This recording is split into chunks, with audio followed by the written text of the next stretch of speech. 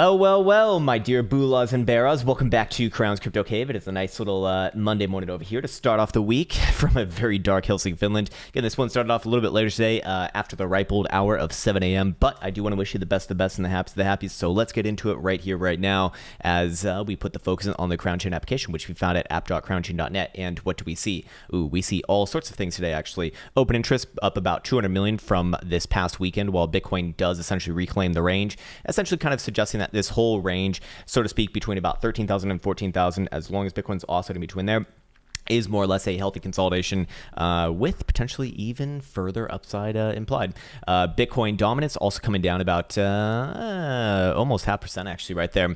Still though, as we looked at yesterday, and I won't go over it again today, but as we looked at yesterday, long-term Bitcoin dominance incredibly bullish, so that means that most altcoins, on the whole, not every single one, but most of them are going to be getting a boo cake sandwich. And and for the fear and greed index, we'll see coming down about 1 point from 72 to 71. Not anything too crazy right there. Let's go check out the data tab as well. What do we have here, or do we have anything here? If we can load it up, there we go. And looking at the actual funny rates, there is something of well, it's not too much of interest. We still don't really see anything that's too much of an outlier here. Even these guys represented by this chart right here, you know, it looks like it's a lot, but it's really just 0.01%, so it's quite literally neutral on the dot. FEMX a bit of an outlier there, but not even that crazy to begin with as well.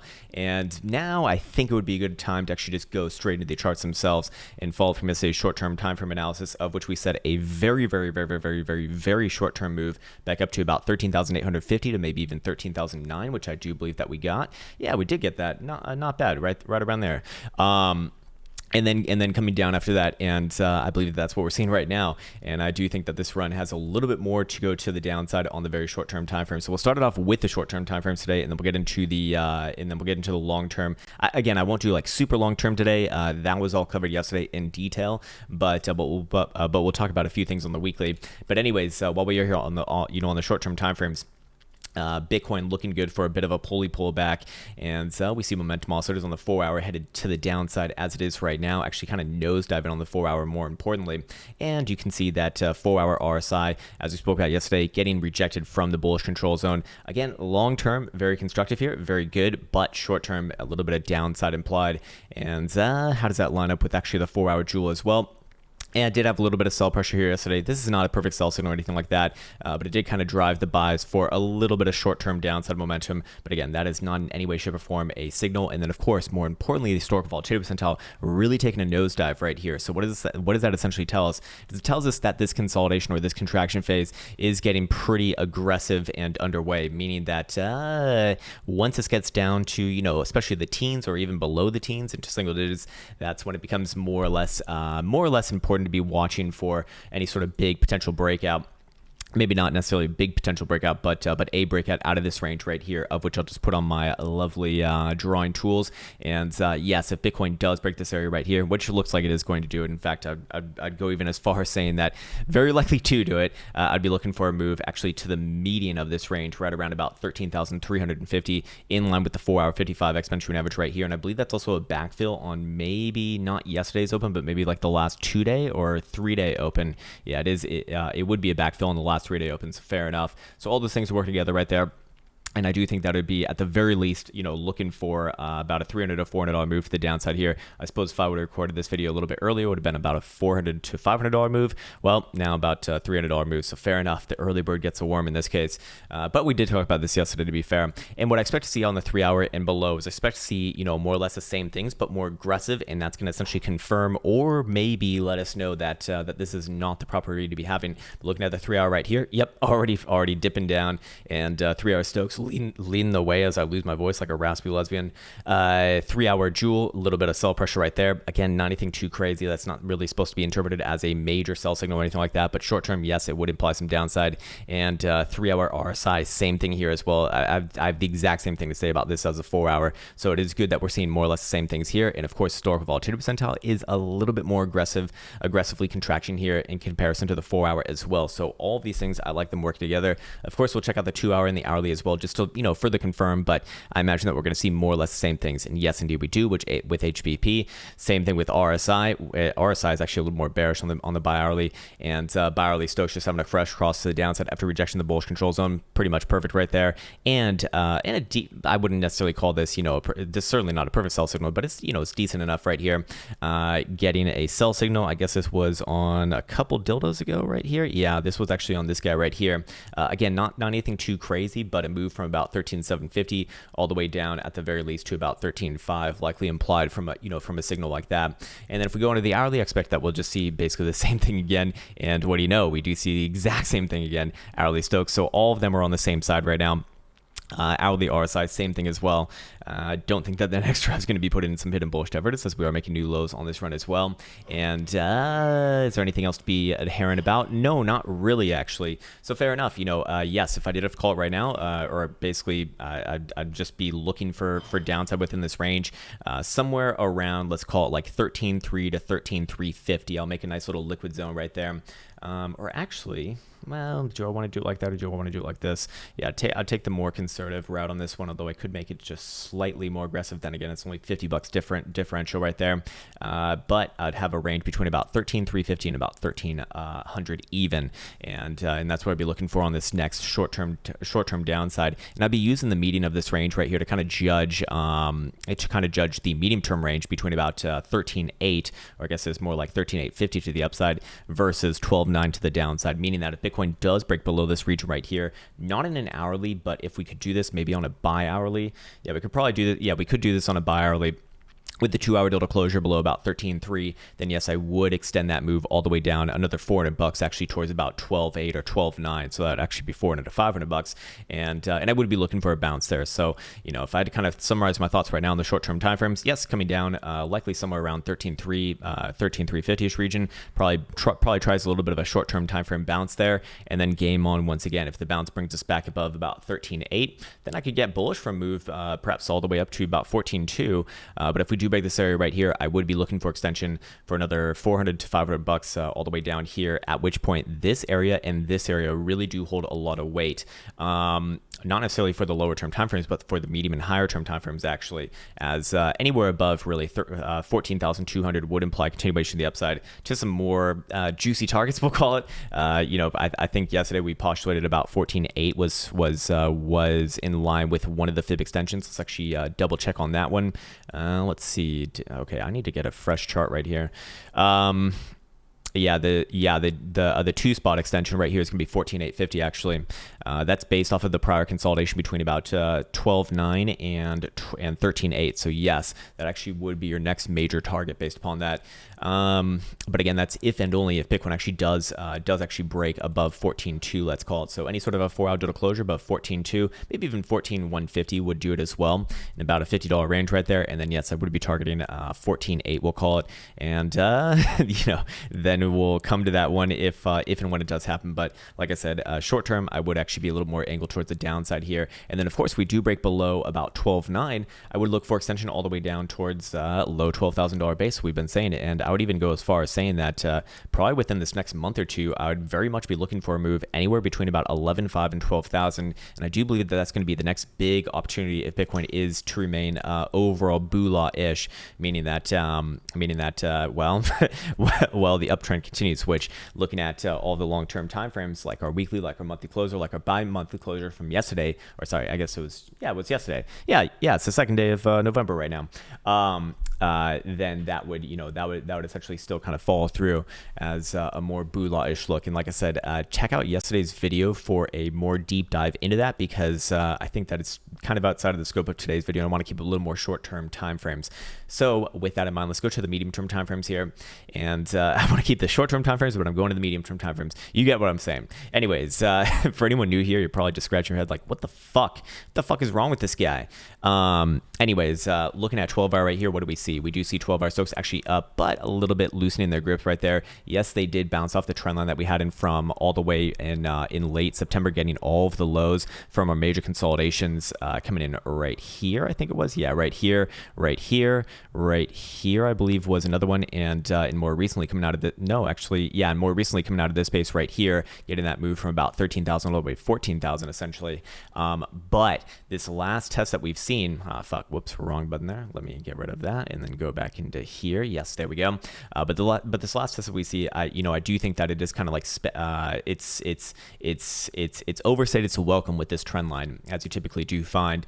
And I'd be looking for this next test down. If you do see this one curl down on the next tick and then come back down, very likely to break it in that case, as it just was a less impressive result, and essentially suggests that that momentum is waning here.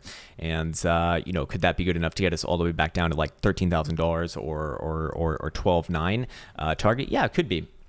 So I would keep an open mind right here. And of course, we also do have some bearish divergence on the charts as well between this point and this point. Actually, Caretaker not defining this one as bearish divergence, which is very interesting, probably due to some of my settings, but I wouldn't have expected that on this one. But yes, I would constitute this as, I suppose it's likely, if I had to guess with my settings right now, it's looking at this as continuation right here rather than a local high. But then again, it does have a local high triangle in there, so fair enough.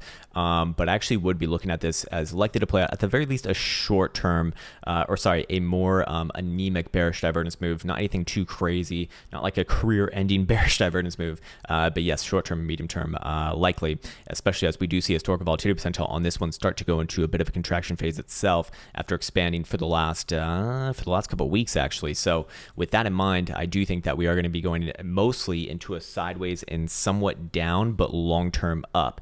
How do I make that make sense? Because that just sounds like fucking TA bullshit right there. Basically, short term, sideways and down between about 14,000 and 13,000. Long term, though, up. I don't really think that Bitcoin. I would actually, while I don't necessarily have a strong opinion on whether 13,000 breaks or not, I do look at that as a potential base scenario, as I do 12,000 and 11,500. Below 11,500, there are some issues, but as long as price action remains above there, long-term macro style, good to go. Anyways, 12-hour RSI. What do we see here as well? Besides bearish divergence, does look like a little bit overspent within the bullish control zone there too, but I'm not really getting too much from that, to be honest with you. And 12-hour Jewel probably does line up for a sell signal sometime this week, or at least I would imagine it probably does. But I'd still have to let it go for like another couple days at the very least. We need to see at least 2 to 3 more ticks within here if it is going to line up. It's not happening right now. It's not happening. It's probably not happening on the next one, but perhaps for the daily close or tomorrow's 12-hour close for the first one, the half day, that could be it. So we'll keep a keen eye on that. And of course, the time's changed now too because of daylight savings time. So daily closes at 7 p.m. Eastern time rather than 8. And that's thrown away my whole fucking schedule, to be honest with you. It's really, really weird how that works. Anyways, going over to the daily, what do we see? Yeah, daily, a little bit of a doji doodle from yesterday. And I believe that we have not taken out the low side of it just yet. But the second that we take out the low side of it, yeah, short-term target down to about 13.5, and again, I just generally be looking for the short-term based off the 4-hour to be hit after that too at about 13.3, we'll call it. And daily momentum also is turning down at the same time as well, having a fresh cross down from yesterday night. And again, it's usually when it gets within this region, it doesn't like to stay there for too long. And I believe that we're kind of seeing this one follow through now. So I do think that at the very least we're looking at a short-term local high. At the very worst, we're looking at a macro local high, but I don't think that's what's going on here. I just think that it's short-term local high. Technically, you have a very, very, very, very, very small smidgen of bearish divergence potentially forming here as well. Although it's certainly unconfirmed as long as we're trading above yesterday's low at 13,622.5. But if that does get taken out to the downside, yeah, it has a little bit of an avalanche of effects leading on to the lower-term timeframes as well. And I'd basically be looking for that move to about 13.3 to 13.350ish region and a small bounce there. And then can use that as a pivot for another move down towards low 13,000. Anyways, do we see anything else on the daily right here? No, not necessarily. Yeah, not necessarily at all. Daily RSI, again, I still like it long term. Short term, though, I don't like it. Just exactly what I said yesterday. I mean, almost could put a very similar video from yesterday to today. And by daily, I believe that we closed this yesterday as well. Long term, good. Long-term good. Short-term, wouldn't be surprised if it comes back down to about 12.9 bases there. So again, a perspective of the higher-term timeframes really does kind of help keep clairvoyance, I guess, is that the proper word, with these ranges, as we're dealing with big numbers here. So, a range between where Bitcoin is at right now at 13,007 all the way down to 12.9, which is almost $1,000 move right there, is essentially what this would look like. It would be a healthy consolidation as long as Bitcoin kind of oscillates between those two regions, especially looking at our open interest reads from the last week and a half or so. Just going back to it right there. So fair enough. Going back to the charts right here, we're dealing with big numbers once again. So naturally the ranges are going to be bigger, and that's why Bitcoin's lovely to trade, but can probably be very, very, very, very, very scary for people who aren't used to it. So fair enough. Let's see. Do we see anything else of note on the 2-day? Yep. 2-day Stokes coming down again. Same area that's called, or sorry, same area that typically does denote a little bit of lack of momentum here, or sorry, maybe not lack of momentum, but just local tops. Even in your most bullish of bullish markets from 2015 to 2018 right here, it doesn't necessarily like to spend too much time above or even in the mid 90s, and as you can see right here, that's pretty much where we are right now, actually low 90s for what it's worth here, but fair enough. What else do we have to look at here? Not much. Jewel firing off some warning signals, but that's not a signal in and of itself. It's just a warning. It can go on for a while. 2-day RSI. I have the same thing to say here. So do on the daily, long-term constructive, short-term downside, probably down to the exponential on it. And bi-daily historical volatility percentile looks like it actually does want to. It actually looks like it's sitting in a base from about the March dump. So there is something going on right there, which is very interesting, and I haven't spoken about this before on video, but what this would suggest is that this whole formation right here from March, this whole formation from about 4,000 where we are right now, is one whole piece, and we're actually going to be resolving this relatively soon, whether it be to the upside or the downside. And to put this in perspective, anytime that we've gotten this low on historical volatility percentile on the 2-day, well, let's see what happened the last time. I mean, it was right here in February. That was before your coronavirus dump. That was 10,000 down to 4,000. The time before that was back on over here in November 2018. That was on the dump from 6,000 to 3,000. Now you're probably saying, but Krown, that means downside. No, not always. No, not always at all. In fact, here's a good upside one right here. Gets into the single digits, and then boom, explosion from 4,000 to 14,000. Just tells you that a big bad move is coming. And in this case right here, I'm sure that most people probably gather that because Bitcoin's at a long-term pivot right here. If it does break to the upside, you're probably going to see, we can have targets towards 15,000, 16,000, 18,000, shit like that, but generally it's just going to be explosive upside. And to the downside of Bitcoin really did want to do it. It could put in a mass fake out here. Don't think that that's what's happening, but this would be the point from it to happen. Although I think that that's a little bit less likely just based off of what we've seen for the monthly and bi-monthly closures, and of course the weekly as well. Speaking of, let's get through the 3-day first, then we'll talk about the weekly and 3-day. Anything of note here? Not really. 3-day Stokes still up and at 'em, but did we get a new one last night? I feel like we did. Yeah, we did. So that is actually a new tick right there. 3-day Stokes, 3-day RSI, same thing here again as well. Long term, very fucking good. This is an incredibly good read right here. But short term, yeah, I do think that it comes back down a fair bit. And again, 3-day historical volatility percentile just building upon the 2-day for an incredibly explosive move. Something that something of the likes that we haven't seen in quite some time.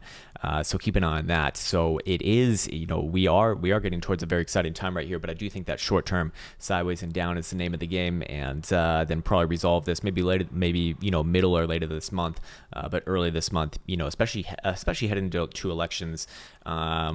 Usually, well, with the stock market, this has actually been 100% true. We spoke about this for about a month now, but stock market heading into elections, typically my experience has been for the 2 weeks leading into the election, into election date, which I guess is tomorrow, actually, the 3rd of November. I don't know. I'm not going to vote. I don't even live in America, so I don't think that I should be able to vote. And I don't have any plans to go back to America. In fact, if anything, I have plans to drop my American citizenship. But what typically does happen in my experience is that you will see a sideways and down market. That's exactly what we've seen in Nasdaq and in all the major bourses like SPY, NY, RUT, all these things, trading sideways and down into the election. And why is that? it's mostly to do with just the fact that the market loves certainty and hates uncertainty. And going into an election, that's the most uncertain time of all time. I know that, polls and everything can kind of give you a small insight as to what's going to be happening. But as we found out in 2016, polls a little bit strange. And more importantly, who the fuck are they polling to begin with? Like, I've never been polled. I've never been polled in my life. And if someone asked me to be polled, I would say no. I'm doing laundry. I'm doing important shit like laundry. Shit like that. I mean, it just seems to me like why and who's to say that these polls are fucking accurate to begin with? I mean, it just I don't know. There's something weird's going on there in my opinion. But again, I guess we'll find out soon enough, or who knows? I mean, it sounds like both sides are basically bolstering up to declare that the other side, if they lose, is cheating.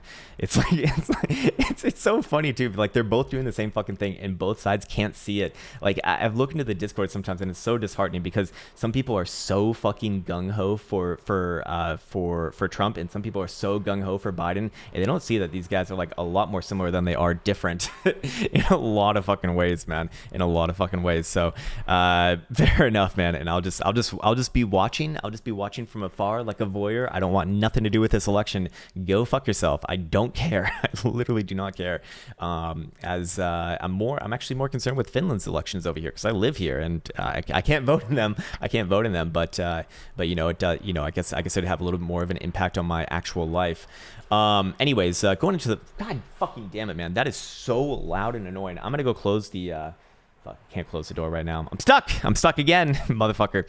But yeah, let's go into the weekly now for the fun stuff. Bitcoin just closed a phenomenal weekly. I'll say it straight up. Bitcoin closed a phenomenal weekly. Seriously, what the? Okay, sorry. I actually need to take care of this. This is ridiculous.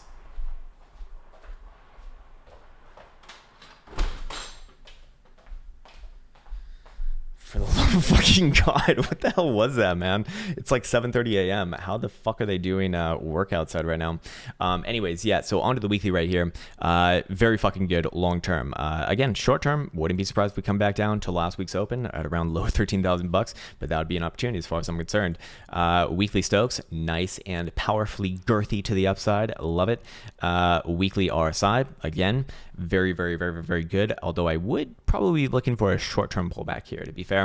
But again, this is a very, very, very, very, very, very, very good read right here. Going all the way back from April 2019 to where we're at right now to consolidate around the bullish control zone and then break in there after that quick rejection right here. That's typically what you get when you start spending a lot of time in the bullish control zone like this. You can see a small read right here, gets a quick stint in, boom, out, and then gets, a couple of years actually just straight in there. So fair enough. And then, of course, let's go to our secondary charts because it's actually going to be better for the long-term trend and the funner stuff. And this is what makes me a little bit more of a moon boy, I suppose. But going over here onto my secondary charts, looking at the weekly, we did officially close the weekly dildo above the topside Toronto band at 13,350. So what does that mean? Well, it essentially means that as long as we are closing weekly dildos above that, we are still in the process of trending, and it's more likely that Bitcoin's going to be making new highs than on this run than not. And in this case right here, I've been kind of going over these percentage runs quite a few times. I'll do a very brief one right now, but again, go reference yesterday's video if you want a more in-depth insight on this, or at least maybe not insight. I don't like that word because it's a little bit too lofty for me, but you know what I mean. More in-depth analysis on this, I suppose. But looking at this right here, yes, anytime that Bitcoin's closed a weekly dildo above the topside Toronto band, it's generally been good. There has been one fake out in the past. I wouldn't really consider this one right here due to a few things, but this one right here was a good fake out. But besides that, I actually can't come up with a single one that's been a fake out, and I'll just let the data kind of speak for itself. You see this one right here, that's a 63% run almost before closing its first dildo below, and then it actually does it again just a couple weeks later before another 44% run. We see many attempts in 2015 to 2016. See this first one right here from closure to wick to the upside, 50% or more than 50%. See this one right here, 40%. We see this one right here, 35% or about 34%. We see this one right here. This one a little bit on the lower side, 14% to be fair. And then we get this guy right here, about 100%, so it makes up for it almost. Then we get this guy right here, another 37.5%. You catch my drift by this point. And to put things in perspective, from the last closure above to where we are right now, still is only about 7%. So even on the lower term, or sorry, even on the lower side outliers that we looked at, it was actually double that number. I think at about 14%. So if we were to just play around with numbers here, and I'm not saying that this is anything, you know, scientific to do. It's not at all. But if we were to just fuck around with some numbers for a second here, and just get some ideas of what would look like, what 25% up from that first dildo closure above the topside Krown band would actually put us exactly at the big bad bull trap of 2018. And by the way, this is going to be probably the next big area for the macro, as far as that goes, because that was a phenomenally nasty bull trap. Sorry, it wasn't 18. Did I say 18,000 or did I say 2018? It was in 2018, yes, but the price level was more like 16,500 actually. And that's going to be the next big one for the macro. Of course, after that, then you got, I guess, your $20,000 hive. So fair enough. You know, all these things do work together, of course. And one thing before the next in this case. But yes, you know, as long as Bitcoin's closing weekly dildos above that, I essentially look at this as trending in progress. And I'm not willing to call any sort of a weekly top until at the very least Bitcoin closes a weekly dildo below it. And realistically, what typically happens is your first closure below it is usually not going to actually get it. It's a second or third one that typically have higher hit rates for a potential reversal. But in this case right here, you know, you can see that, well, we closed clear above it yesterday, so, or I guess last night. So fair enough. Continuation is the name of the game as far as I'm concerned.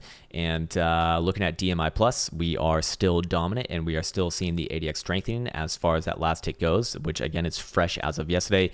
And weekly MACD, same thing here as well, increasing its momentum after more importantly getting the bullish cross as Bitcoin did also cross above the topside Krown band. So momentum increasing as Bitcoin essentially sees more or less of a volatility indicator start to really get aggressive here too. Those things work together, and of course, if you were to put in a nice little horizontal here too, you know, you'll naturally see that the 12.9 level was very, very, very, very important. And you know, again, everything kind of works together. So combine all different forms of technical analysis, and that's typically when you do get the best results, and they should work together. They really should for the best results. And in this case, you know, if I'm just looking at it like this, I'm looking for some more upside. And if we are looking at the accumulation distribution indicator as well, hey, did get a positive slope from last week to this week. So I probably would be looking for continuation from here on the whole. Again, that does not mean, you know, Bitcoin coming back down to like 13.3 or 13,000 even does not set that off. It's all about where we close out the week. And again, I'd be looking at that as just a backfill on last week's open and another try to the upside likely implied after that. We'll briefly go over the monthly, although I don't think that it's, I'd point you to yesterday's video, but everything that I see here is pretty good. DMI plus is dominant. ADX strengthening is what I want to see next. We did close above the topside Krown band on the monthly. Bitcoin's only done this a few times in its history, actually, albeit these times over here were, you know, when Bitcoin was a lot younger. So I don't think that it had as much weight as when it's about, you know, 2x older than what we saw over here, because this was around 2015, 2016. So had about 5 to 6 years of history. Whereas right here, we got almost double that, 10 years or a little bit over 10 years of history now. So fair enough. It will naturally become more and more, what's the word that I'm looking for? More and more efficacious as time goes on and has more and more data to kind of conglomerate. Looking at monthly accumulation distribution indicator, this one means a lot to me right here. The slope remained positive, so I'm basically looking for an upside overall in November. I do think that Bitcoin will, at the very least, try above last month's high at 14,000. I guess this was 14,100 on stamp, but that was different on, yeah, that was, actually, no, it's very similar on Mexico as well. 14,135. Huh, why did I think that it was 14.2? That's strange. My eyes must be deceiving me today. Anyways, yes, you know, more or less good things here. And so I do want to kind of reflect upon the whole. And while short term, I do think a little bit of downside, long term, still upside. And that's probably enough moon boy-ishness for today. Let's see, we're at minute number 28 already. So let's, hey, out of my face, sir, out of my face. Let's go check out futures really, really quickly. And yeah, here we go. Nasdaq, I'd be looking for this. I'd be looking for this one to try bounce within this region, anywhere between here and about 10,950-ish region. And I don't think that we'll have a resolution on this until probably the end of the week. I'd be looking for a bounce, like I said, from about 10,950 and a kind of like an initial target somewhere around about 11.3 this week, and then come back to it after that.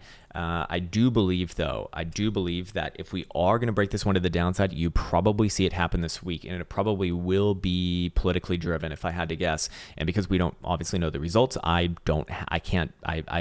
just step away from it and say that this is one of those times, or it's not one of those times because it's been very frequent these last 4 years, especially. But this, this is a politically driven market right here. So I would wait for the resolution of the of the election first, and then wait for direction, and then start to trade this again. If I was trading this, I'm not, obviously, so fair enough.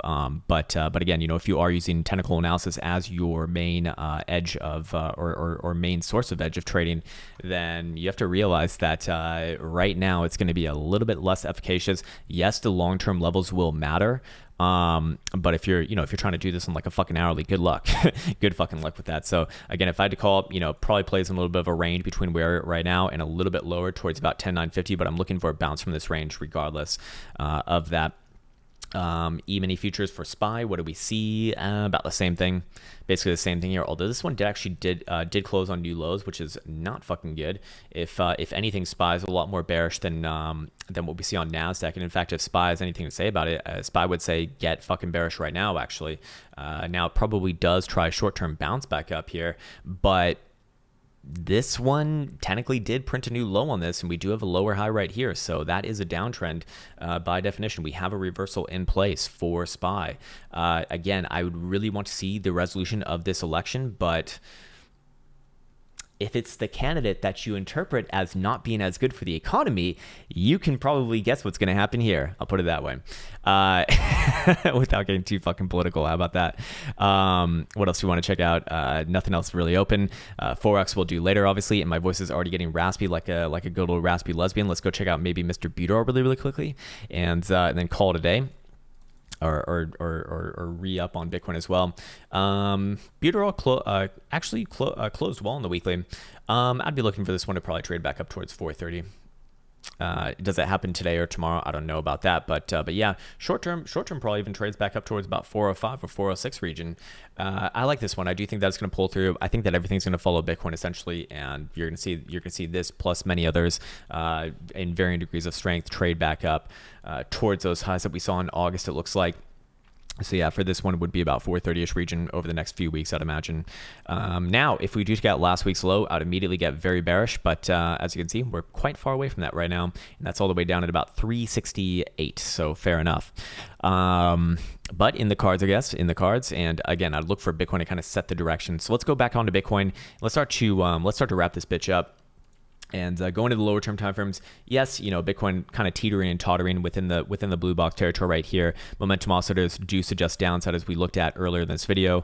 All lower term timeframe momentum oscillators are pointed downwards, and we do see historical volatility percentile going into a contraction phase. So if I had to call it right now, I would be looking for a quick move, probably down to the 0.5 fib here, somewhere in the median of this range, right around about 13,003 to 13,350. That's the next short-term pivot point, though. If Bitcoin does break this to the downside, I would extend that move another 400 to 500 bucks down here towards 12.8, 12.9. Of course, I would be looking for a bounce there as well. But if it were to break this region, then that's at the point where I would be looking for a greater pullback towards about 12,000 bucks and maybe beyond. But for right now, I'm essentially just looking for it to play within this range right here, bounce implied right here, then analyze the bounce probably later on the Forex video if it does happen before then. By the same token, could it be that Bitcoin does head back onto the upside? Could be, yes. But the upside's a little bit more diabolic here. It's actually a little bit more difficult because we are in an overall uptrend. So it's, just generally easy to be bullish. But what would really, I think what more people are concerned with is what would be the price action that would actually imply that Bitcoin's going to go for another Ripola. Well, Well, quite simply put, as we spoke about this one earlier as well, a 2-hour or 4-hour delta closure above about 14,150 and especially 14,200. And then, yes, I would target moves all the way up to about the 2-spot extension right here at about 14,850, maybe even all the way up to 15,000. You never know. You never know how crazy things are going to get when Bitcoin gets highly volatile. But for right now, sideways and down is kind of what I'm looking for. And then probably does try a bounce off at either this level or this level, and then we'll come back to it after that. And I'd like to wish you the best of the best. I'd like to also wish you the happiest of the happiest. Take care, and until next time.